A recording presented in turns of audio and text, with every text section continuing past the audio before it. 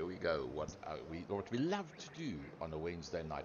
Western Province Sports and GT Masters from MONZA, round number 3, season number 8, from the Second Gear Production Studios with the voice of Gary Fleming. It's nice to be here with you this evening, and the voice of Western Province Motorsport, Frankie Yennis. A man that will be down at Killarney International calling the races, the first round of the Power Series at Killarney International for 2023. Frankie, welcome to the studio, welcome to Monza, welcome to West Province Sports and GT.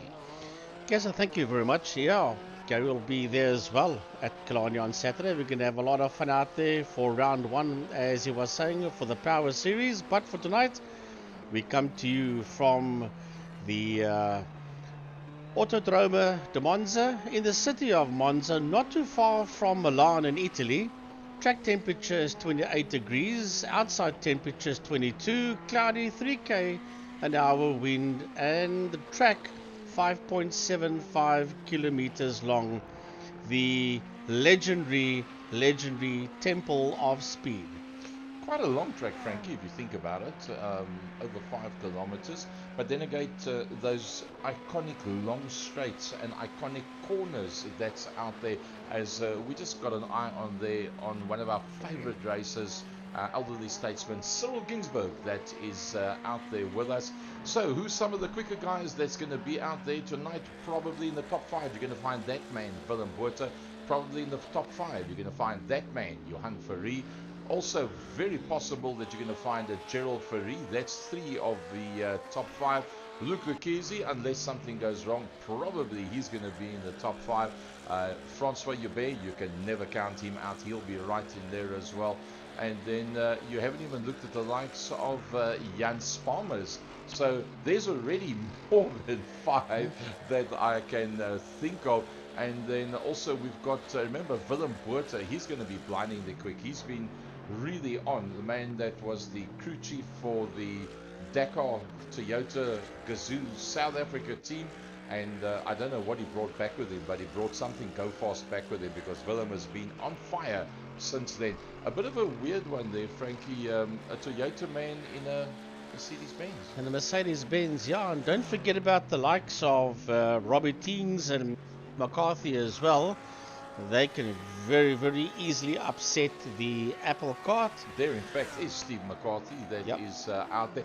Captain Peter van der Spey, and he has, to the best of my knowledge, qualified for the GT3 IRSA series, which will be starting, in fact, next week, Wednesday. Looking forward to that one like you cannot believe it. That and the Porsche Cup, that's going to be absolutely off the charts. Well, if you look at the series, for those of you that haven't been involved with what's happening in the background, the top 10 from 2022 MSA GTE 2022 IRSA have automatically gone through, and then the top 30 qualifiers from the qualifying section have also gone through as well. Very little difference in the time. The fast one man breaking 1 minute 58, and most of the guys being in 59s and 2 minutes and 2 minutes 1 second, literally 2 seconds from the beginning to the end of the whole pack. And well, I tell you what, that series is going to be utterly amazing. A whole heap of prize money that's involved with that. And Willem Botha goes straight away to the top of the pack. Standard Bakari, one of the earlier people that's out on circuit. Jan Spammers says good evening to everybody and pops up on this front row of the grid. Yeah, the times are now beginning to come through. Almost 5 minutes done, and Luke Lucchese does a 1:47.929. He's the quickest man out there. 0.5 of a second behind him is Willem Botha, with Peter Joubert 0.7 of a second behind Lucchese. Jan Spalmers, he's a minute behind Luke Lucchese. Sorry, a second, I do apologize. And then Gerald Ferry, Sander Bakari, Raymond Duggan. And at this stage of the game, 16 drivers have put up times so far, approaching 5 minutes to go. Still the likes of Peter van der Spey, Francois Joubert, Eugene Minute, Colin Plitt, Swace Joubert, Renier Joubert. All of those guys are still busy out there on circuit. Let's have a look. See, there's Peter van der Spey. He's still going to put up his first time. Francois Joubert, you can never count that man out. One of the quickest. I'm sure he will be in that top 5 unless He has an error there. Swayze Hubert also blindingly quick. He's got the FedEx Mercedes-Benz out there on track. So the 4 fastest being the Mercedes-Benz, Frankie, it looks like that's sort of like the choice to go in on this circuit in GT3s. Yeah, 5 Mercs in the top 6. It's only Gerald Fourie in the Porsche that sits there in that 5th position. And then we've got 2 Ferraris of Sandro Beccari and Raymond Duggan. And then the first of the BMWs is in P9. That's Timothy Stanton. And he's 1.6 seconds behind provisional pole sitter Luke Lucchesi. So that's what the Monza circuit looks like. What an amazing Autodromo Nazionale Monza. I haven't got FC's lingo for that one. FC Nibud will be joining us for the GT3 IRSA 2023 series as well. And we're also looking at maybe seeing if we can get a guest that's going to join us linked up from a distance away, Stephen Koenig, the man that won the second year talk show commentators competition as such. And then we will see if here and there we can get the likes of Francois Butler and then also Byron Height, the regular voices from Killarney International Raceway, that will be joining us for that. Remember, West Province Sports and GT Masters is based on a Western Province Sports and GT class, which in fact will be doing the Onsahesi 100 at Killarney on Saturday. And on the local scene, they've got themselves 1 or 2 new sponsors as well. So, Luke Lucchesi and Willem Botha provisionally on the front row of the grid. On the second row, provisionally, the brothers, Swayze and Peter Hubert. There they are, using the curbstones and the dirt and the barrier and the grass and the other side of the... He used a lot of the track, Frankie. Gerald Fourie rounding out at this stage, the top 5. Yeah, he used the entire Monza circuit and the runoff area as well. Yes, Gerald Fourie in the first of the 2 Porsches. The other Porsche is down in P14, that's Willem Pinaar. But Gerald Fourie currently in P5, 7/10 of a second off pole sitter Luke Lucchesi. Well, let's do the last section of the lap there with him. He's just been through a Ascari chicane. He's down towards the Parapolka now. You'll see on the outside there's a little bit of runoff room, but there's no grip out there, so you need to be right on that curbstone on the inside. Now, the speed that you carry underneath the Fly Emirates Bridge all the way towards the outside of the circuit, oh dear, he's not going to complete that lap, so unfortunately looks like where he is, that is where he is going to end up. Coming up towards the line, here is Timothy Stanton. You'll see that 8, that's where he is registered at the moment now, 8th on the grid, and he realized he's not going to make it, and he backs out of it and stops on the track as well. Johannes van der Merwe is still out there on circuit. Here he comes around, and well, he might make it around, but I think he's already done his 2 laps. Yep, he's going to go and slow it down. Now, that corner where he is, Frankie, that very first corner, that is the Retofilio.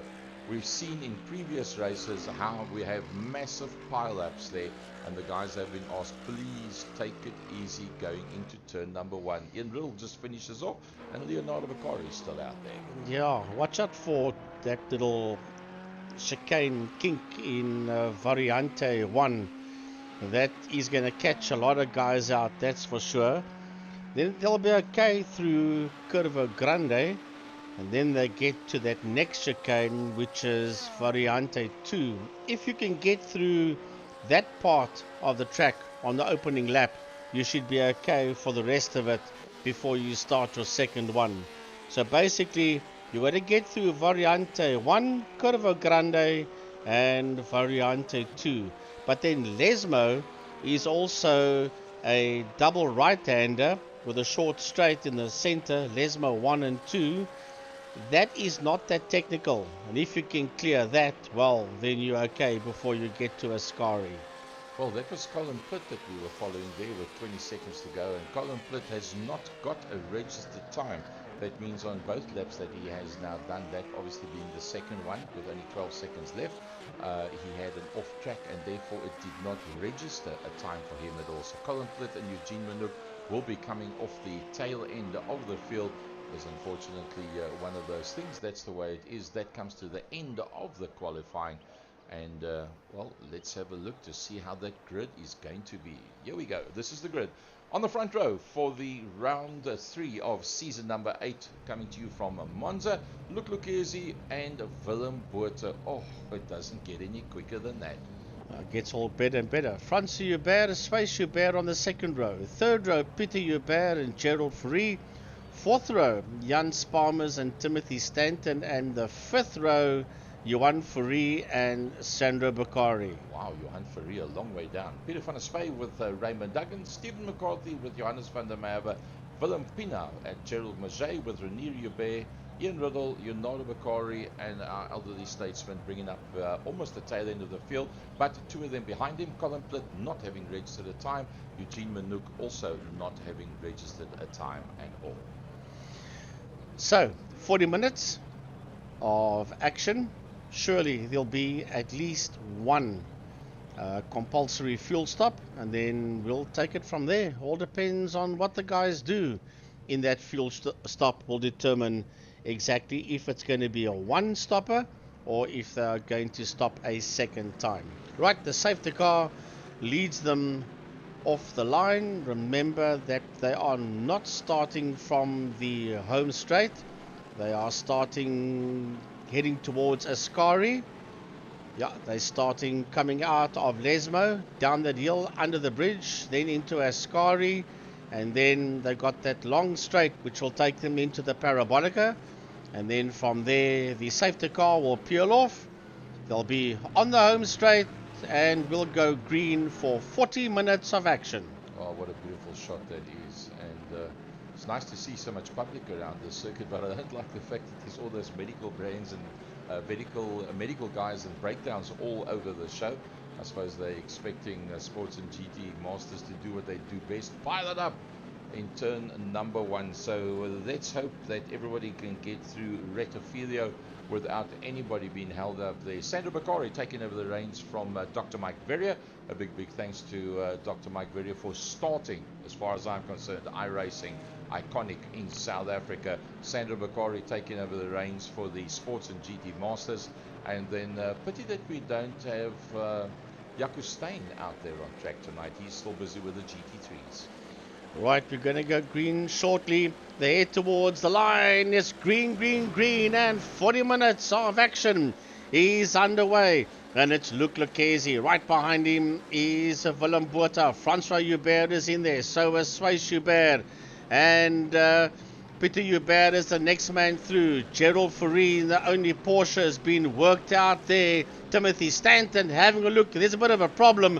Peter van der Spey was one of the drivers that was slightly sideways there as they head towards Variante 2, working their way now through Curvo Grande. Well, that was pretty nice. Everybody making it through there. It was all the way down to Peter van der Spey down in 14th position. That was where the first... Oh, look at that! Luc Lucchese and Willem Botha. And Francois Hubert is in there as well. Swais Hubert in the FedEx car right in there behind her. Is it still all the Mercs up front? Oh, yes. Look at that. Front 6, Mercedes-Benz. Mercedes-Benz round off the top 6. Now they work their way out of Lesmo. Down towards the bridge they go, heading towards Ascari. The leading group will be now making its way under that bridge towards Ascari. Through Ascari go. That's left, and then right again for Luc Lucchese, Willem Botha, Francois Hubert, Swais Hubert, Peter Hubert, and Jan Spalmers heading towards Parabolica. Look at those Mercs racked and stacked in there behind them. The first non-Mercedes car is in P7, and that's the Porsche of Gerald Fourie. The first 9, everybody within less than a second of one another. Luc Lucchese is stretching his legs already, looking back at Willem Botha in there behind him. And I think Willem Botha will be able to stay with him without too much difficulty. But look at that, you see the headlights all the way further back as they work their way down towards turn number 1. Let's see if we can get a bit of an aerial shot of what's going to be happening down there. First, second, third, fourth, they're all through. Contact a little bit further back. And that's Peter Hubert that finds himself in a problem and drops a little bit further down. And that's going to be a biggie. That's down to 15th position for him as Luc Lucchese leads them out. Oh, not what Peter wanted at this point in time, but it's all about Luc Lucchese. Luc Lucchese He's 4/10 of a second ahead there of Willem Botha. Willem Botha 6/10 of a second ahead of Francois Hubert. We're right aboard here in the replay with Peter Hubert going into Variante 1, and good. he was nudged. Yeah, he was nudged there. I think it might have been by Timothy Stanton. Yeah, I think it was very possibly Timothy Stanton that was in there directly behind him at that stage of the fight. So let's have a look down the field as they go. And there's a couple of people that's dropping down. That must be Francois Hubert that's had an incident. Let's have a look at that one. Francois Hubert. That's coming back on the track at the wrong time, and that takes that's Willem Botha. That's Willem Botha. Well, let's have a look, see from Willem Botha's point of view exactly how that one played out. And Willem Botha, as he comes through the corner, the Mercedes-Benz, the Toyota Gazoo South Africa livery comes back on the track, tries to get it. That's net code. There was no contact between the two of them. They were far apart from one another. But you can see both of them trying to stay off the circuit and make it possible for everybody else to go through there. And Colin Pitt, I see, has gone back into the pit area. And obviously he's got a problem. So there we go. Luke Lekisi leads them out. In there behind him is that man, Swayze Hubert, and then comes the pack. Yeah, that pack is led there by Gerald Fourie. Jan Sparmers is right in there as well. We go down behind Johan Fourie. We see Sandra Bakari. There's the Porsche, and the Porsche has got them all in there. That's Gerald Fourie in the Porsche, and he's got Jan Sparmers, Johan Fourie, and Sandra Bakari all in there. 4/10 of a second between Fourie and Sparmers. Sparmers is 7/10 of a second ahead of Johan Fourie, who is 7/10 of a second ahead of Sandra Bakari. So let's have a look at the close battles up front. There is Jan Sparmers. He's right in behind Gerald Fourie. Now we know how quick these two can be. Jan Sparmers just a 3/10 of a second. Let's go on board with Jan Sparmers. That's what it looks like. If you look at the track map, you'll see the number 4. That's the 4th placed car. Look at, they've all got them packed and stacked in there behind him. He's closing up. He's closing up very, very neatly down into the Ascari chicane. Down 3 gears, you're going to go use that curbstone here, flat foot all the way from there. Use as little of that curve as you possibly can. Get into the slipstream, and I think he's going to go for the passing maneuver. He's going to have a look on the outside as Jan Sparmers, as he has a look on the outside there of Gerald Fourie. But Fourie will have the line for the right-hander. Sparmers will have to drive around him on the outside if he can. No, he cannot. He tucks in there. Now Fourie drifts wide. He drifts wide, and he might just lose that position to Jan Sparmers. Johan Fourie is in the house as well. Johan sits right in there behind him, 1.4 seconds ahead of Sandra Bakari in the first of the two Ferraris that is lying in P6 and 7. There they go, side by side, and he's on the inside line, and that's the way that he manages to make it through. If you look back from where he is, well, look at that grandstands, packed, racked and stacked as they're watching these guys working their way around. Jan Sparmers ahead there of Gerald Fourie, looking back towards Gerald Fourie. There is Gerald Fourie with Johan Fourie not that far behind that. Well, with all the issues that's happened out there, Johan has gone from P9 all the way up into P5, and that's looking from the right rear of the Jan Sparmers car, and you see that Porsche of Gerald Fourie right in there. Behind him is the other Fourie. That's Johan. The Mercedes-Benz is chasing down the Porsche. Then behind them, just 1.1 seconds behind Fourie, is the first of the Ferraris. There you see it in the hands of Sandra Bakari. Right behind him is Raymond Duggan, and he is only 6/10 of a second ahead of Timothy Stanton. Gary, I have a correction to make. Earlier on, I said it looked like it was Timothy Stanton that tagged Peter Hubert. It was not. It was actually Jan Sparmers. Oh, goodness gracious. There we go. A little bit of an off-circuit there by JJ. Johannes van der Merwe gets it back onto the circuit with the Dickinson 67 sponsored car. He'll go down one position there behind Gerald Maget. But in there behind him is in fact Willem Pinaar. Willem Pinaar goes ahead of JJ as they work their way down the last section of the straight, going down towards Parabolica. The Castrol GTS and Bosch sponsored Porsche looking very, very nice, and off they go out into the front main. Well, the two of them are side by side once again because they are going one-on-one. Is the two of them. That is Willem Pina and Johannes van der Merwe. At this point in time, Johannes is just slightly ahead there of Pina, and he'll take that position right back, going ahead there of Willem Pina, working their way through Variante 1.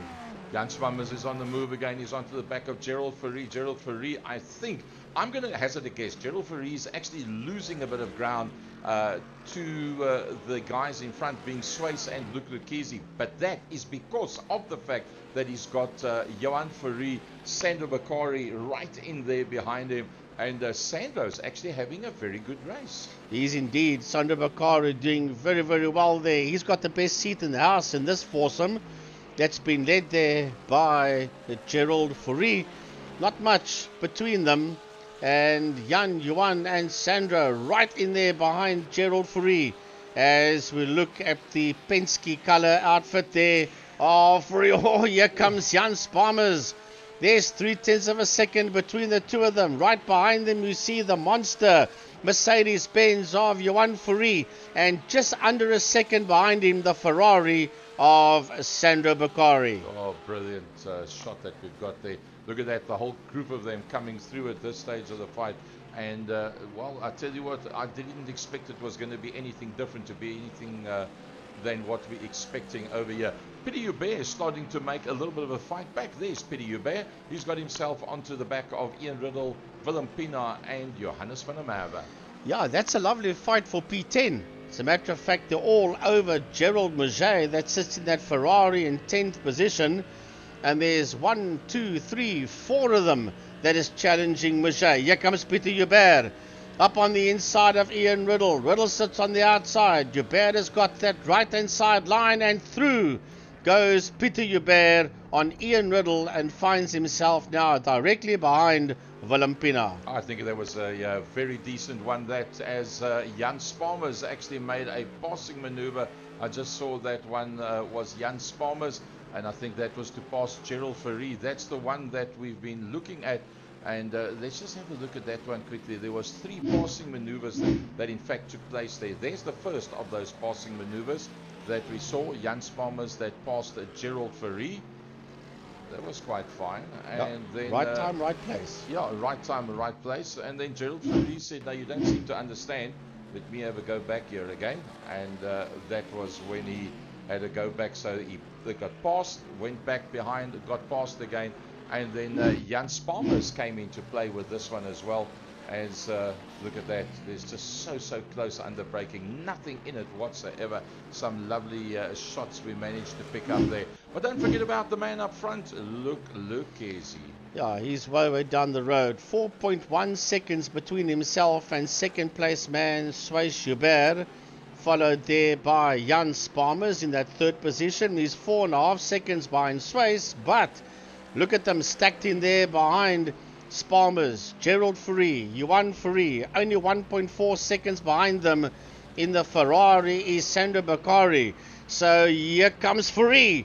Gerald Fourie has a look up on the inside of Jan Sparmers. Has he got the line? Yes, he goes through, does Gerald Fourie. Well, some great driving between these guys, I must say. Gerald Fourie, Jan Sparmers, Johan Fourie and Sandro Bakari. Wow, Sandro Bakari having a brilliant ride out there, and one of the best I've seen him do for a long time. I just saw an overtaking maneuver there for P7. Raymond Duggan made the move on the BMW of Timothy Stanton. Here comes Duggan up on the inside. Stanton's on his outside, and Duggan goes through. You see that there clearly in the replay. Lovely looking motor car, that, with the original Ferrari colours that's on there. That's pretty great stuff. So at this stage of the fight, it's I think it's starting to look like Luke Lukezi and Sways Joubert have pretty much got this one wrapped up. Gerald Fourie, quick enough to, even having been passed, make the passing maneuvers back again. Can he shake the likes of that man, Johan Sparmers? I don't know. And remember, Johan Fourie started a long way down. He was in fact 8th or 9th that Johan Ferry was on the original starting grid, and he's made up quite a couple of positions. And Johan Ferry, you can never count him out. Let's have a look at the last times that they actually did. Johan Ferry on a 49.29, so 700 slower than Johan Sparmers. 49.6, that's where you can see the difference. Jan Sparmers and Johan Ferry catching up onto the back there of Gerald Ferry, and that's why we've got 0.3 and 0.7 of a second between them.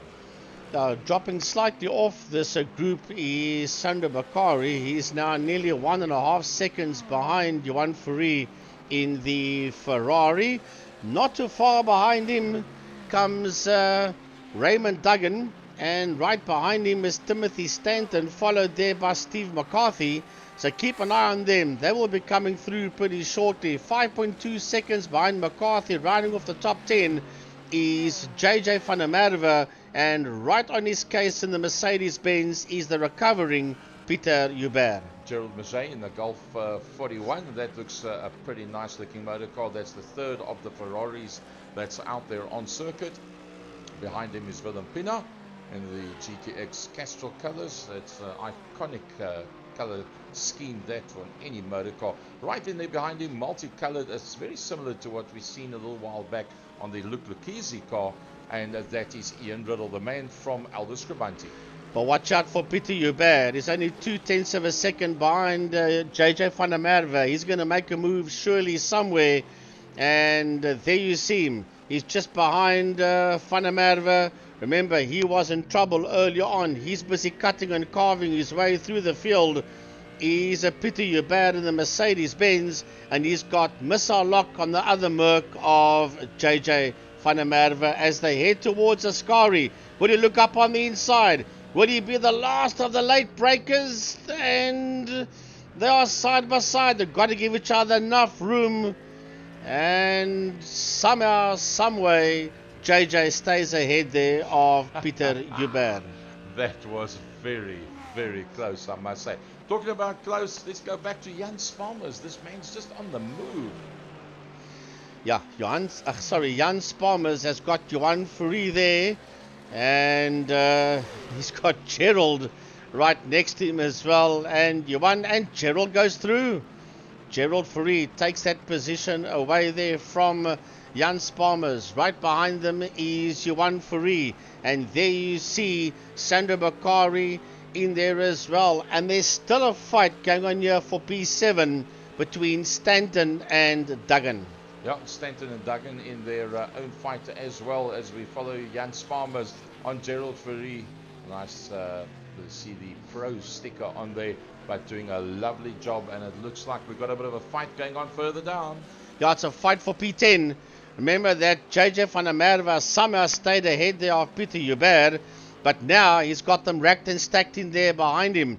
Pieter Joubert, Willem Pina, Ian Riddle and Gerald Maget, they're all crowding the back end of the Mercedes-Benz of JJ van der Merwe. Well, he's going to have to really hoof it if he's going to stay ahead of that group, because that group is all pretty much just outside of the slipstream that becomes very rough air. So it's right where you want to be as quick as possible. Yeah, this is a lovely fight for that ninth position. As we have a look and see, they're all piled in there behind Van der Merwe. Behind Van der Merwe is Pieter Joubert. Behind him is the Castrol Porsche of Willem Pina. Then behind him it's Ian Riddle. A second behind him is Gerald Maget, and they are all going one-on-one here for Van der Merwe's ninth position. You'll probably find there's virtually nothing in them in the lap times. Just keep an eye on the left-hand side of the screen. Gerald Ferry and Johan Ferry very, very close in there. And that's, well, in fact, they're down to a couple of thousandths of a second. Here they come. Oh, down into turn number one. And that is going to be out into Retofilio, and everybody makes it through. Oh, somehow they all get through there. And Stanton, once again, is ahead of Duggan. So that little fight for P6 and 7 still going one-on-one. But we have to stay with this major fight for 3, 4, and 5. Here they come down towards us.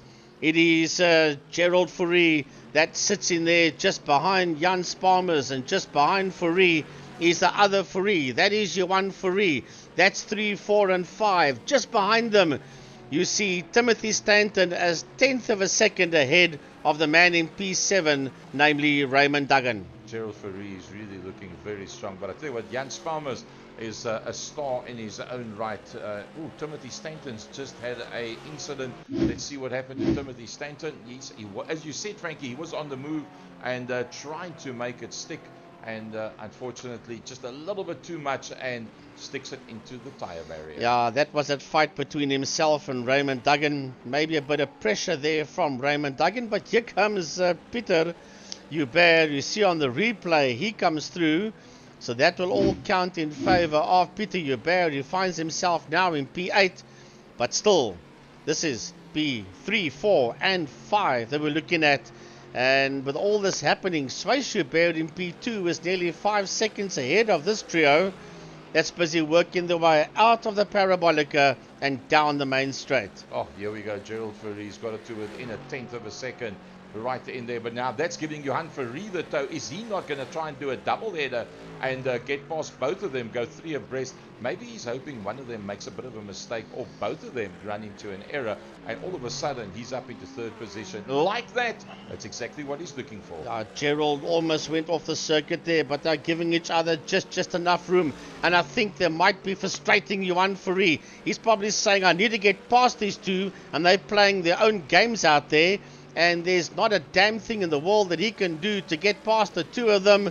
And they are going to go side by side into Variante 2. Through Variante 2 they go. Gerald Fourie has now got a little bit of an edge there on Jan Spalmers. There's 0.2 of a second between himself and Johan Fourie. As we see what happened to Sandro Bakari. He's just got lost there completely. Sandro Bakari went into the pits in yes. fact. And, Sandro Bakari actually had an off-circuit. Let's have a look, see exactly what happened. Yes, he must have, because the leading guys are just there behind him, and he shows all the way down. Same corner, same problem. Oh, no, that car's not going to handle thereafter. Definitely a lot of damage to that motor car. And thereafter, he decided to go into the pits. Talking about pit stops, let's see who has been in. And when have they been in? Well, Peter van der Spey on lap number 1, Willem Botha on lap number 2, Timothy Stanton not that long ago, just 2 laps back on lap number 10, Francois Hubert and Colin Plitt very early on, and I see Cyril Ginsberg is on his way out of the pits. We'll probably see him, oh no, it's just changed to a different camera shot. You'll see Cyril Ginsberg on his way out of the pits. And that is the pit stops that have happened to date. Do they have to have a fuel stop? We don't actually know, to be very honest with you. We're just going to look and listen. Valentina's on the move. Yeah, I would think they're going to have one. Pity for Eugene Manouk. He had a DNS in this one. I hope it's not load shedding that has messed Eugene around, because he wouldn't be too happy with that. So Willem Pinaar is in P10. That's the man we're riding on board with. Just ahead of him you can see Van der Merwe, and Pinaar has now lost P10 there to Ian Riddle. Wow, that was a very late braking maneuver. When you looked out the right hand side window, you couldn't see Ian Riddle at all, and on the very last part of the braking you can see Willem Pinaar went very wide into the beginning of the Variante Rettifilo, and with him going in that deep made enough space, and very gentlemanly. Oh, that's a mistake you don't want to make, and that's going to climb all over those curbstones. And do you give that position up or do you hold on to it? Well, he was ahead of him when he went off and came back, so I would think he could hang on to it. This is now working their way through Lesmo. That is a very sportsmanlike conduct that allows them to get back next to one another. And right now we fight it out from here again. But remember, the man we're riding on boards with now, Willem Pinaar, has actually got the right line going into the following corner. Yeah, but you've got to be careful. Riddle is slightly ahead of him, so he might jump on the brakes quicker. And that's exactly what Pinaar does. And he will lose a bit of ground there to Ian Riddle. Right, Johan Fourie, Jan Spalmers, pit lane, 22 minutes. And the big gunners are heading towards the pit area. He's normally one of the first guys to pit, Frankie. Oh, that pit lane shot, we can't see much over there. Let's see what it looks like. Right, into the pits he goes. And also on his way in, Steve McCarthy. Steve McCarthy deciding, let's pull up here Let's see how far down the pit lane he comes up. He'll come up probably right in there behind Johan Ferry. That's what it looks like when you come into the pits. And then a little bit further down, Ian Riddlesley's side, he's going to come in. Leonardo Vicari is coming into the pits as well. So a good couple of the guys realizing there's one man to follow. His name is Johan Ferry. You can't go too far wrong with that. And yeah, let's see if we can pick somebody else. There we go, Luke Lucchesi. So, Luke Lucchesi, 13 laps, 22 and 3/4 minutes into it, is just showing the guys exactly what kind of pace he's going to get together for the new South African GT3 Series. 8 seconds behind him, the man in the FedEx car, Swayze Joubert. Remember, neither of them have been into the pits. Just Ian Riddle and Leonardo Vicari work their way out of the pits. A little bit further back, there is Gerald Ferry, and then just behind him is Jan Spalmers, and not that far behind that, Raymond Duggan. Yeah, remember, these guys still need to hit pit lane, and Peter Joubert as well, for that matter. The first of the big bombers have gone into the pits, and that's Johan Ferry, currently in 11th position, 14 seconds behind Gerald Mageas. Luke Lucchesi and Swayze Joubert work their way down pit lane. 23 minutes into this one, it is Lucchesi, Ferry, and Gerald and Swayze Joubert. Jan Spalmers also coming down pit lane. Duggan is making his way into the pits. Surely Peter Joubert must also head into the pit area. Yep, yeah. Well, that's pretty interesting stuff. Now, what does Johannes... Johannes is following them as well. Brilliant stuff. Everybody climbing into the pit lane there. So the next man coming through would then be Willem Pina. What does Willem Pina? It looks like he's going to be going through. No, he comes in as well. Willem Pina. Renier Joubert is in there as well. Gerald Maget looks like he's coming through behind that. And going out of the pits already is that man, Luke Lucchesi, down into turn number 1. How far is Swayze Joubert behind him? Very similar pit stop times. That was 8 seconds. It's now 9 seconds between the two of them. Yeah, he's making his way through Variante 1 as Peter Joubert, cars busy coming out of the pits. That's Van der Merwe. That's working his way back out onto the circuit again. Yep, there goes JJ. Back out onto track once again in that lime green colored Mercedes-Benz. Willem Pina in the Castrol GTX Porsche coming out onto the circuit as well. Gerald Maget busy working his way out onto the track. And with these guys coming in and out, that has put Johan Ferry basically more or less where he was when he came into the pit area behind Luke Swayze and Gerald Ferry and Jan Spalmers. Let's have a look at the pit stop times. 18, 16, 17, 16, 21. So Johan Ferry surprisingly longer in the pits. I don't know what difference there could be between a 16.8 and a 21.3. Maybe there was maybe he changed 2 tires or something, but that's normally 20 seconds difference. So most of the guys are all in for the same period of time. Yeah, but François Joubert only a 9.4. That was pretty weird. Maybe just a splash of fuel, thinking, well, I can make it to the checkered flag. So we ride aboard here with Willem Botha. Just ahead of him, is Peter van der Spy, and they chasing down P9, Ian Riddle, who is 7 seconds behind JJ van der Merwe. Well, nothing much between the three of them at this stage of the fight. Only really the pit stop times that was a real variation there. This is on their way past the Ascari chicane down towards the Parabolica. Let's watch 6th gear, flat foot all the way. Brake lights come. Oh, closing right up at the back of Peter van der Spy, having gone down to 3rd gear, trying to get the run. Well, I think here comes a bit of a passing maneuver. Peter van der Spy blocks that outside line while Ian Riddle blocks the inside line. Are they going to go 3 abreast? Well, I used you, now I'm going to use you. And is there enough space to squeeze across? Yes, he does. But who's going to be the last man to climb onto the brakes? Will it be Johannes van der Merwe or Willem Botha? I don't see Willem Botha's nose there at all. Yep, I think he's going to make it. Let's have a look back from there. And I think you're going to see there's the main protagonist in there behind him, Willem Botha with Ian Riddle and Peter van der Spey. The three of them pretty much line us the 9th, 10th and 11th. 27 minutes of 40 minutes from the circuit de Monza. We're coming to you in GT3s from the second gear production studio. Frankie Yennis, the voice of Western Province Motorsport. Mike Side with me, Gary Fleming. And we are also seriously thinking about going down very early to Killarney on Saturday.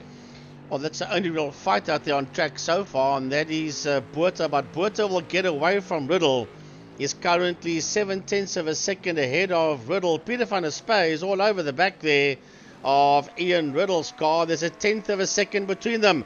Van der Spey moves to the outside. Under the bridge they go towards Ascari. He will not have the line.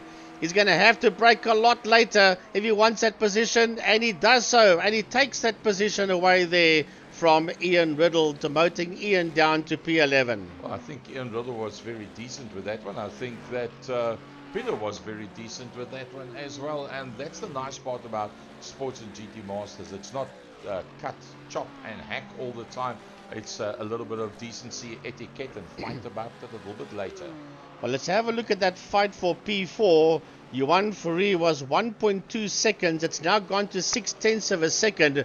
So Fourie wants that fourth position away from Sparmers as we keep an eye on this fight between Willem Pienaar and Timothy Stanton. There's a 10th of a second between Pienaar and Stanton, and they have got Francois Hubert ahead of them. But Francois is way down the road. Stanton moves up on the inside and takes that position away there from Pienaar. Coming back to what you said about Johan Fourie on Jan Sparmers, a 48.4, a 48.9 for Jan, hence a half a second in that one, and that's why you see the two of them so much closer to one another. Yeah, we'll go down there shortly. There we go. That's Jan Sparmers and Johan Fourie. That's the two of them you see there in your frame. Sparmers and Fourie ahead of them, of course, is Swiss Hubert, but he's 6.3 seconds ahead of Gerald Fourie, who's in third position. He's 2 seconds ahead of Sparmers, but Sparmers has got trouble, and that trouble is called Johan Fourie. But we go down to that fight for 11th position. And it's Riddle and Peter Hubert. And Peter Hubert uses a track and a touch more. They're side by side. Riddle realizes at the last minute, or the last second I should say, that Peter Hubert is there. And he bails out of it and gives that position there to Francois Hubert. Yeah. Sorry. Ian Riddle and Timothy Stanton very close to one another. And well, I think there was a bit of net code. If you look at the way the car all of a sudden broke away, there was still a bit of a gap between the two of them. So Timothy Stanton back in South Africa, having been out of country with the kids for quite a long time. Ian Riddle has now gone into the pit lane. There you see as he disappears back in the pit lane.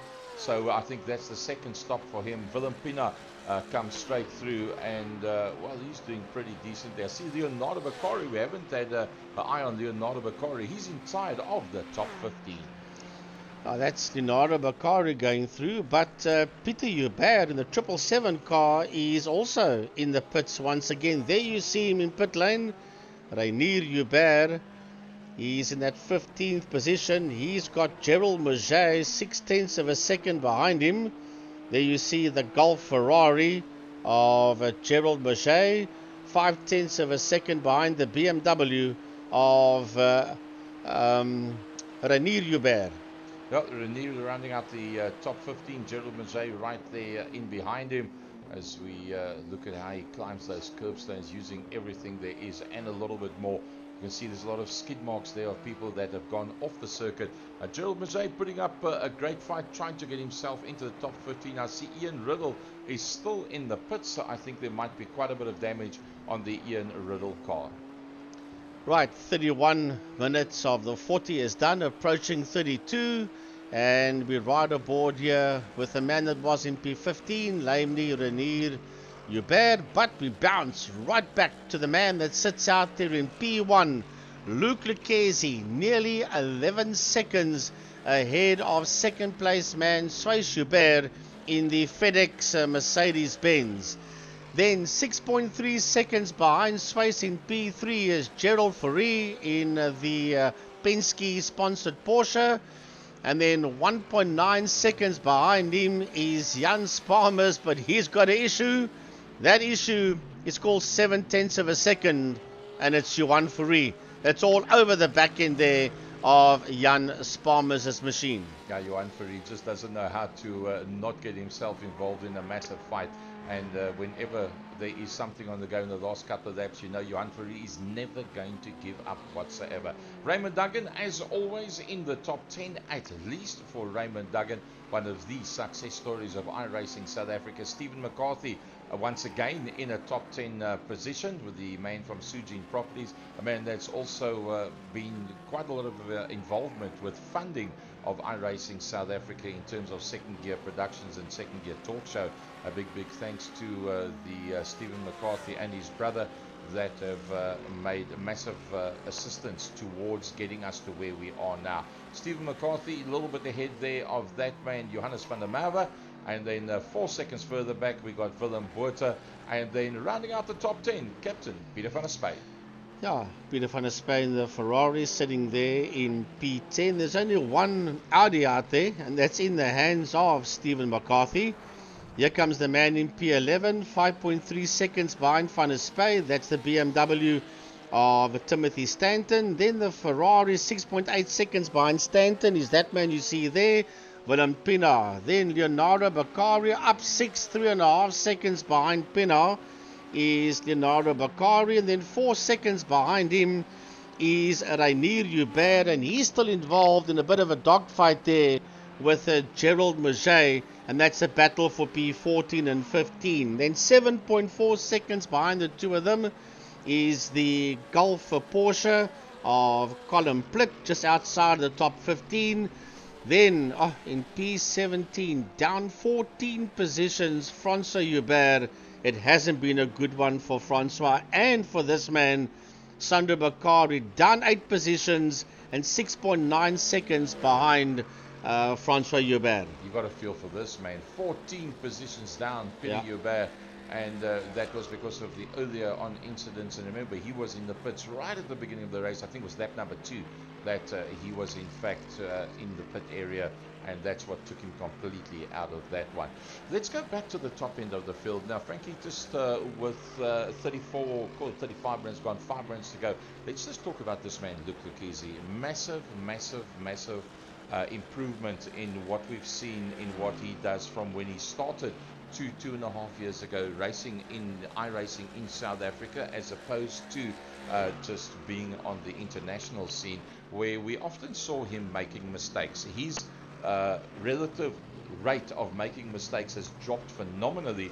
His pace is even a little bit quicker than what it was before, and of the seniors, if that is the right terminology to use, this is the first of the seniors that can really take it to the youngsters for GT3s for IRSA for 2023. Yeah, but there's a star-studded list of under 40s as well in that GT3. However, this is iRacing Masters, Western Province Sports and GTs. The FedEx car, Botha, Willem, 147.824 in P9. He's the quickest guy out there. And him and Stephen McCarthy are fighting for Van der Merwe's P7. And there we go. There's Botha. Ahead of him is the Audi of McCarthy. And just ahead of them is that green Mercedes-Benz of Johannes van der Merwe. Nothing much between the two of them whatsoever. And let's hope for their sakes that neither of them make an error so near to the end of the race. While the two of them are chopping and changing positions, Botha gets his nose ahead of McCarthy. Botha gets his nose ahead of McCarthy, trying to pull away now from Steve McCarthy and go after the Mercedes-Benz of JJ van der Merwe. And there's 1.1 seconds behind van der Merwe and Botha. Well, that lap time that he put up now, 147.82, that is in fact the fastest lap of the whole race. Yep. But I suppose that's also linked to the fact that you're coming now towards the end of the race and the fuel levels are getting low, and you know exactly the tracks every single millimeter. Jan Spammers is a guy that's on the move. He's just over a second behind Gerald Fourie. We'll have a look at that one. There we go. There we go. Gerald Fourie. Right behind him, Jan Spammers. Just behind him, 1.5 seconds is Johan Fourie. That's the 3 cars you see in shot going into Variante 1. Heading now towards the Curva Grande. And then they'll work their way up to Variante 2 and Lesmo. Gerald Fourie, P3. And a second behind him is Jan Spammers, and nearly 1.5 seconds behind Spammers is Johan Fourie. And this fight is not done yet. This is the fight for third position. Well, I'll tell you what, 3 very, very capable guys. There's no doubt that all 3 of them can win a race on any given track in any given motor car. It's just a case of Luc Lequesi and Swayze Joubert have not made mistakes. 2 minutes to go, which is literally just a little bit more than a lap that Luc Lequesi still has to go before he comes to the end of this one. And if you look where Luc Lequesi is now, that number 1 now gets a green line around it. Here he comes through, and I think this might be the start of his last lap. By the time he gets to the start finish line, it'll probably be around about 1 minute 30 that will be left over, maybe just a little bit less than that. Here he comes up towards the line. Yeah, 1 minute 30. Yeah, I think this is probably the last lap for this man as he works his way across the line. Yeah, that could possibly be. There is a minute and 15 seconds left before the checkered flag comes out. Luc Lequesi, Pantera Racing, 11 seconds ahead of Swayze Joubert. That man you see there in the FedEx Mercedes-Benz. Gerald Fourie, 8 seconds behind him, but Jan Spammers only 0.4 of a second, make it 0.5 of a second behind Fourie. And only 1.8 seconds behind Spammers is Johan Fourie and P5. Yeah, then Raymond Duggan 9 seconds further back. Here he comes now. That'd be Raymond Duggan. And I think he's had a pretty good run out there. I think you'll be pretty happy with that one. But remember, he's just gotten better and better. A little bit further down, here comes Willem Botha. And he's just passed JJ van der Merwe. Yeah, going into turn number 1. Botha's put the move there on van der Merwe. And not too far behind them, we see Steve McCarthy, 3.5 seconds behind them. Then Peter van der Spey is 5 seconds behind that lot. And then behind him, only 2.9 seconds in P11 is Timothy Stanton. Yeah, Peter van der Spey having a pretty decent run there. You see the rest of the guys coming through. But I think we need to go back to where the action is, and that is with this man up front. What a brilliant drive from Luc Lequesi. Yeah, this is his last lap. Heading into the Parabolica for the final time. Nearly 12 seconds ahead of Swayze Joubert is this man as he works his way out of the Parabolica. The checkered flag is out and victory will go to the Mercedes-Benz driven by Luc Lequesi. Brilliant drive as always. We know just how good that man is and really look forward to seeing him in the Nationals. Swayze Joubert, I think you'll be pretty chuffed with that.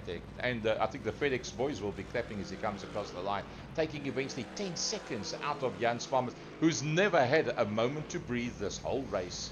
Here he comes. He's going to make it. Yes, he'll cross the line in that third position, just ahead of Gerald Fourie, who is only 0.8 of a second ahead of Johan Fourie. Raymond Duggan just outside of the top 5 with the Ferrari.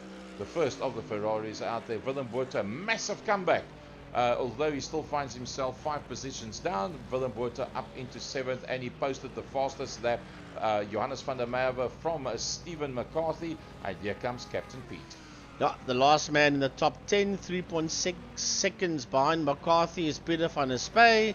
Then it's Timothy Stanton, and Timothy is 15 seconds ahead of that man you see in picture there, and that is the man rounding off the top dozen in the Castrol Porsche, namely Willem Pina.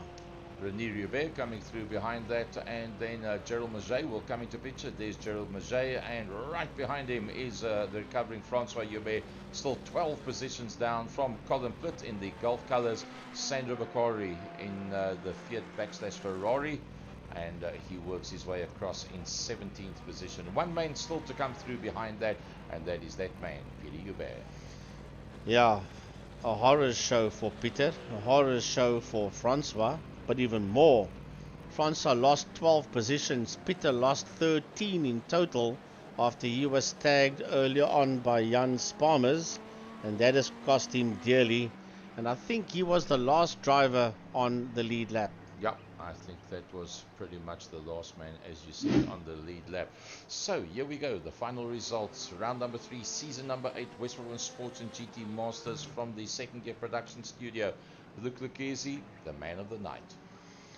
Yeah, Lucchesi, Schubert and Jan Sparmers, that's your podium. Just off your podium, Gerald Fourie, Johan Fourie, Raymond Duggan, Willem Botha, JJ van der Merwe, Steve McCarthy and Peter van der Spey round off your top 10.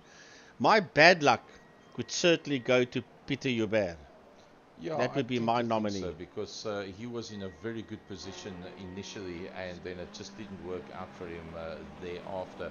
So I think, bad luck definitely goes to him. Man of the match, I think you've got to give it to Luc Lucchesi. Even though he started right up front, he just stretched them to the limits, made sure that they made mistakes one after the other, left Gerald Fourie, Johan Fourie and Jan Sparmers to fight it out. And from there on out, it was just a case of stretch them all out until, well, there was nobody in the same game with him. Well, that concludes Season 8, Round 3 at the circuit Monza, not too far from Milan in Italy. And well done to Lucchesi, Hubert and Sparmers for the top 3 positions on the podium. Next thing to look forward to is going to be on Saturday. That will be Frankie Yennis, Francois Butler, Byron Height and myself, Gary Fleming, will be calling it from Killarney International Raceway. Power Series sponsored by Wingfield Motors. 10 years. This is the 10th year, in fact, that they are being the headline sponsor. So fantastic. A big thanks to them, and to Des, Isa, Mariska Radane, Paul and Paul Simon and all of the other people involved there. I see there's massive amounts of work that's been done down there at Killarney. And if you want to see more of these drivers that you see here, remember that a lot of them will in fact be out on circuit with the Onsa Hasey 100 in the West Province Sports and GT Masters on Saturday. Frankie, closing word from your side. Well, the next time we'll be doing commentary on these boys will be only the 22nd of February, because remember we've got the Porsche Cup and the GT3 in between. Correct. And we will be doing touring cars at Knock Hill, and that will be round 4 on the 22nd of February. But there's lots of great stuff between now and the 22nd of February when it comes to iRacing. On behalf of Frankie Yennis, the voice of West Province Motorsport, myself, Gary Fleming, on behalf of Second Gear Productions down here in Velgelegen in the friendly but rather warm city of Cape Town. Thanks very much for joining us.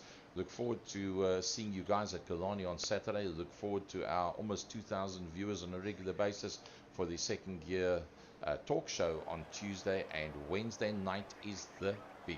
Don't miss out on that one. We'll bring you information about that one on Tuesday night. In fact, we'll have one or two of the drivers, the top contenders of the 40 people that qualified to go into that one, and we'll have a chat with some of the guys then on Tuesday night, and then Wednesday night it's going to be all systems go.